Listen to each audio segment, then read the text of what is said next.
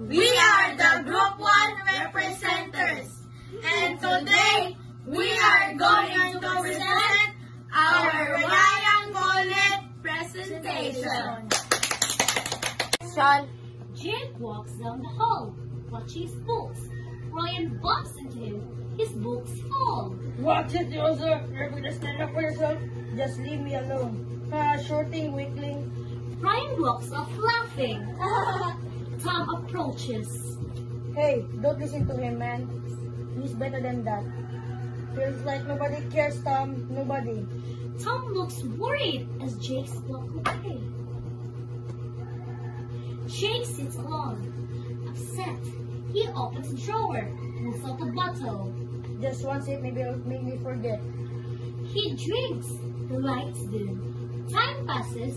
Jake's clothes messier. Face pale. Jake leans against the wall. Ryan appears, tossing him a small packet. You look like the hell, man. This'll fix it, trust me. I don't know. You wanna feel nothing, then take it. Jake stares at it, then slowly takes it. Ryan walks off. Tom appears, seeing Jake. Jake, what are you doing, man? I just wanted to stop it.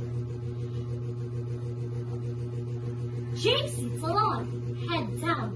Mr. Lewis approaches. Jake, you're not yourself lately. Talk to me. I messed up, sir. I thought drinking using would help, but it just made everything worse. Everyone, make mistake. Jake, what matters is what you do next. You're not alone. Jake nods, wiping his tears. Jake sits with Tom, clean and calm. You look better, man. Proud of you. Thanks, I'm still fixing things, but I'm trying no more hiding. They smile. Bell rings, and the background. Jake stands tall, hopeful.